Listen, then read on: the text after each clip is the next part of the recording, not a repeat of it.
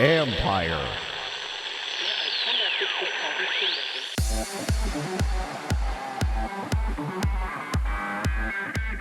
Learning about the modern better. Being able to provide that customer with content which plays back what they're actually experiencing, what they've seen themselves, references it. It shows that you know them. It shows that all that data that you have on them, you're actually able to bring to bear. That's Ian Tibot, Chief Product Officer at Future Anthem, where AI is learning about what is enticing on the big board. This is the Future Sport Podcast. I'm Bram Weinstein.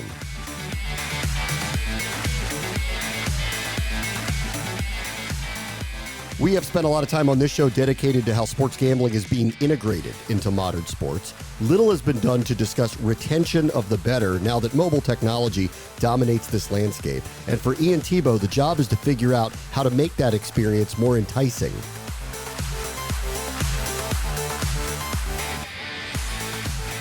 Our guest this week is Ian Tibot, who is the Chief Product Officer at Future Anthem, which is a company that uses machine learning and artificial intelligence to personalize the betting experience for players. We're in Gambling 2.0. Hi, Ian. How are you?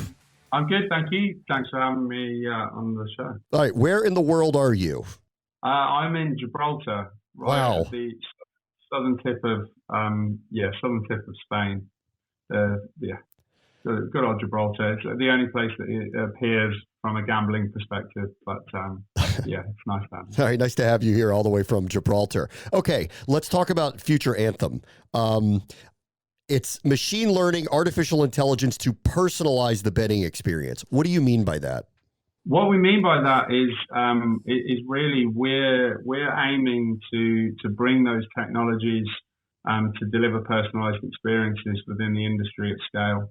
I think when you really look at the different facets, what machine learning enables us to do is to be able to provide much better experiences to players based on their historical activity, but do that across customer bases which are hundreds of thousands in size on products where in real time every single second counts. So whether it's point betting on basketball or whether it's the spin of a slot wheel, you need to be able to bring the technology together with the domain experience that we have to know what the customer wants right in those moments. So the idea is you're going to look at past gaming or gambling tendencies, and you are then going to put in front of the customer, these are things you might be interested in that are happening in real time. Yeah, absolutely. So we work with transactional data, and that gives us the basis to understand what a customer has done in the past. Once we take the transactional data, we build behavioral player profiles and really get a really strong view of what the experience has been for that customer over a period of time. And then that's where our data scientists go to work and do all of their clever stuff to be able to then use that to predict based on what's going on within the current experience, what they're likely to want in the future. So bring whether that's a betting opportunity or whether it's recognizing that a customer's potentially going to churn. Those are used as the triggers to then provide an action actually into the player's experience. Are you looking at this as something that will be valuable in-game betting as things are happening fast and in real time, or are you looking at this more broadly as someone looks at an entire, betting slate? Yeah, so more broadly, so the answer is yes to both. We can work even with daily data to understand players' behavior right the way down to real-time data. So the platform that we have gives us the flexibility to be relevant at all of those touch points. Obviously, in-game betting brings with it its own complexities. And so that, from a technical perspective, is definitely where the greatest challenge lies. But what we already see is that to be able to work to personalize a player's experience is just something which they expect within their daily life, within digital products. And the responses, whether you're sending people kind of offline communications or whether that's directly while they're in the experience, we see really strong results. Okay. So what have you learned about modern gamblers by doing this? What we've learned about modern gamblers is that I think they they have a tendency to react so much better when their product experience is really relevant to them in the moment that it's relevant to them. So when you think about like a typical gambler who's a recipient of the many kind of CRM engines that are out there, what they're receiving is very rarely something which is tailored to them in the moment when it's actually happening. So from a CRM perspective, if you think about churn, typically what would happen is you'd be looking on a rules-based system backwards. You'd identify churn by whether a customer hadn't actually placed a bet in 7 or 28 days. And what we see obviously is that leads to fairly low reconversion. You're sending someone an offer 8 days after they had a bad experience. It has a far less impact than being able to present that customer with an offer almost in real time. When they're feeling the emotions, right? Sports customers are emotional. They feel, they live their bets all the way through. And they definitely direct that towards the brands of whether they're going to continue to bet with them. And therefore being able to provide them with something which recognizes that I know that you've just had a bad beat, right? Here is a communication which addresses that. Means it's so powerful. That's really interesting, because initially when I went into this conversation, I thought we were going to mainly just talk about putting things in front of people in real time that would be interesting to them, that they would probably want to bet on and maybe don't have the time to find quickly, especially in an in-game experience. But what you're talking about is the flood of marketing that comes from all of these different platforms and how this could benefit them in streamlining their marketing in a better way? Yeah, I think we can help businesses work with regards to providing real time triggers that again can then send messages to different customer groups, but also being able to provide them with the content as well, which is really engaging in the moment for the customer. So being able to, if you think about I don't know, FIFA or any esport, you get to the end of the game and you're presented back with a bunch of stats. It's just part of the way that people interact with digital experiences, that they get the ability to look backwards. So what we see with our data capability is we can identify the right customers to communicate to. We can identify the audiences. And we can do that at a point in time, which means that even if you're delivering event-driven marketing, you can be really relevant in your message because you've got a high degree of confidence that you're talking to a customer about something that's relevant to them. But also, when you look at the content, being able to provide that customer with content which plays back what they're actually experiencing, what they've seen themselves, references it. It shows that you know them. It shows that all that data that you have on them, you're actually able to bring to bear. And then it really drives a stronger connection with the brand. So I want to get your viewpoint of what's happening in the United States, where obviously things changed. It is now legal in certain states. Slowly, each jurisdiction is changing. Where I live in the state of Maryland, they just opened up mobile gaming and gambling on sports betting. That is 2 years behind Washington, D.C., which it borders, and a year behind Virginia, which it also borders. So this is what's happening around our country. And the same thing, having lived here, I've watched this. The same marketing campaigns happen over and over when a jurisdiction changes. There's this kind of wash of offers from all the different operators to try to encourage new customers to come in. And then I've had this question, and it seems like you're trying to answer it. The retention part seems to be hard if all of these different operators are constantly offering you new things. Yeah, absolutely. I think when you think from within an operator, just the operational challenge of scaling that quickly across so many meaningful jurisdictions means that the ability naturally to kind of tailor the experience is limited. The focus is on, it's far better for them to be live in a state than to wait behind for the perfect experience. So fully understand their approach.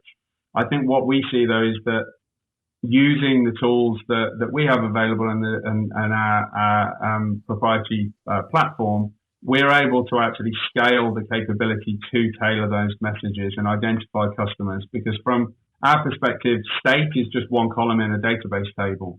So being able to, once we have that data, being able to then really identify, well, what should the message be to a customer in Maryland compared to what it should be in Virginia?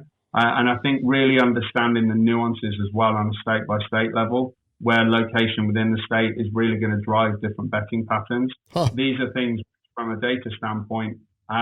We just need to capture the data, and then we can see the behavior, and then we can begin to use that as a basis. Yeah, it's interesting you point that out. Like when this all first started here, I was up in Philadelphia, and Pennsylvania had legalized before many of these other states.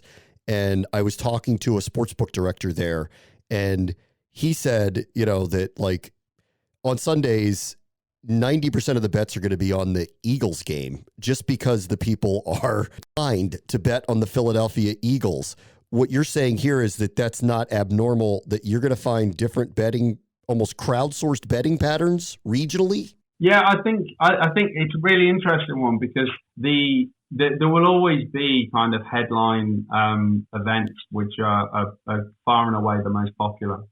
But actually from the data that really does it doesn't lie. So if you do have customers who are landing on site who have absolutely no interest in that event at that time, naturally the way that sportsbooks are built mean that they kind of have to consume the most popular experience, even if it's not relevant to them.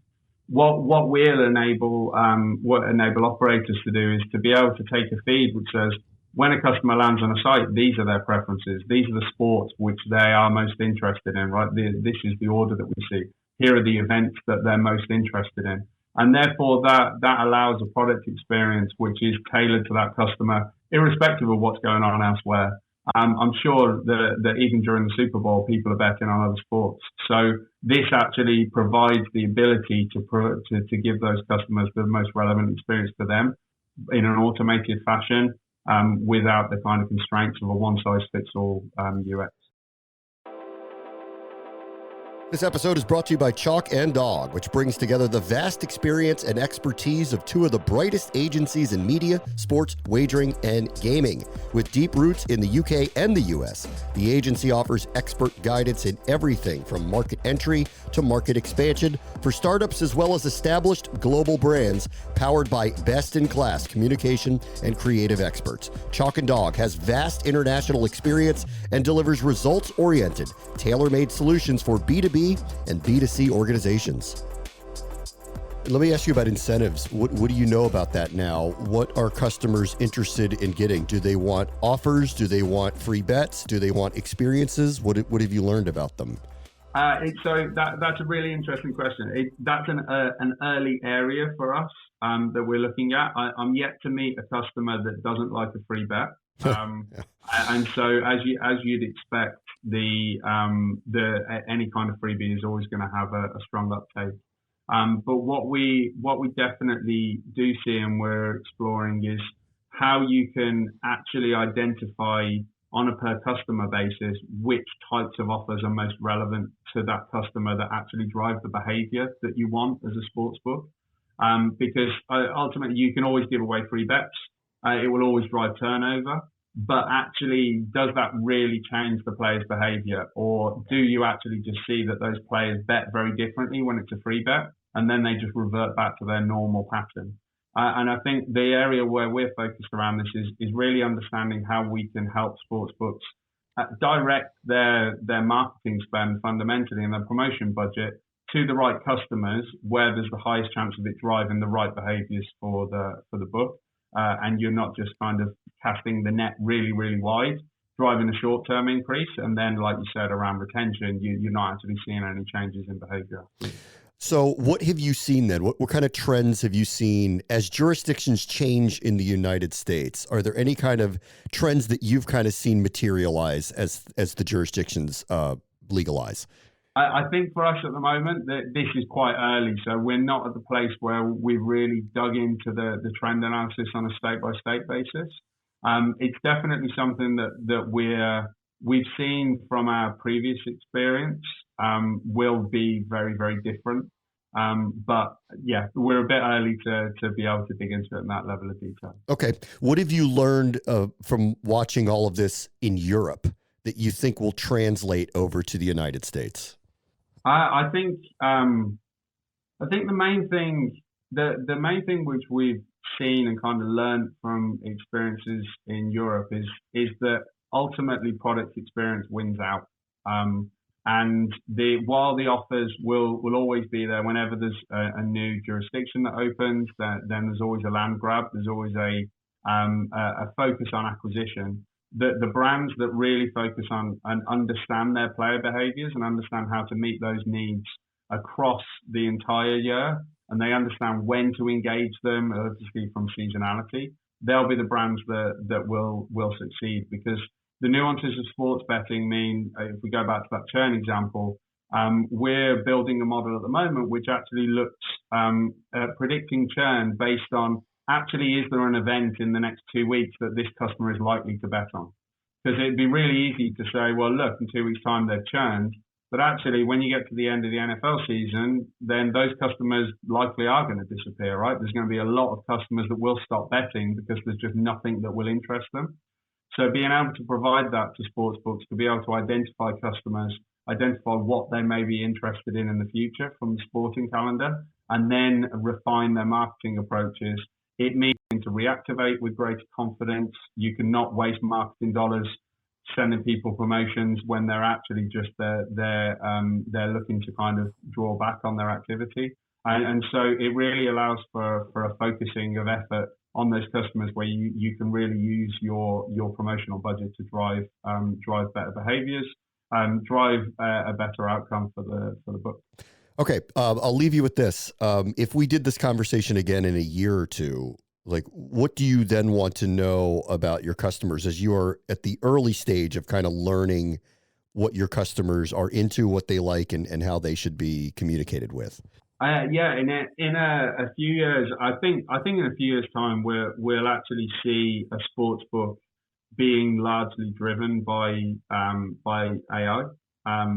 And the overall experience will be driven by a number of models which work together to provide an experience to the customer which is really relevant to them.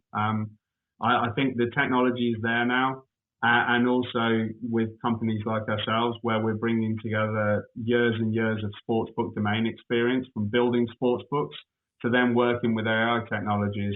We're really not far away from being able to provide that experience to a sports bettor.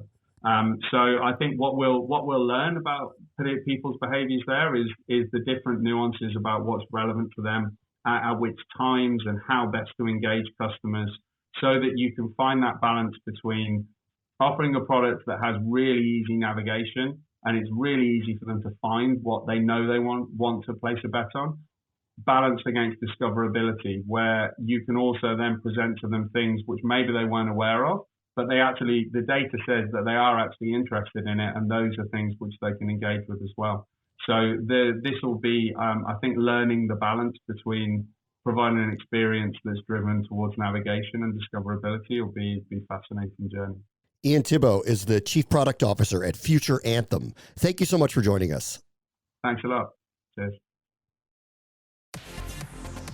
On the next Future Sport podcast, you can invest in the careers of some soccer diamonds in the rough. Video footage is still king in this industry. We're not extracting the data ourselves because there are countless platforms that do that for us. What we're doing is we use this core scouting team to find these talents, and then our app crowdfund so that we can bring these players to Europe. That's Adrian Docha, CEO of Nordensa, a company scouting players and allowing fans to invest in their playing futures. That will do it for this episode. As always, the future is now. This is the Future Sport Podcast. I'm Bram Weinstein.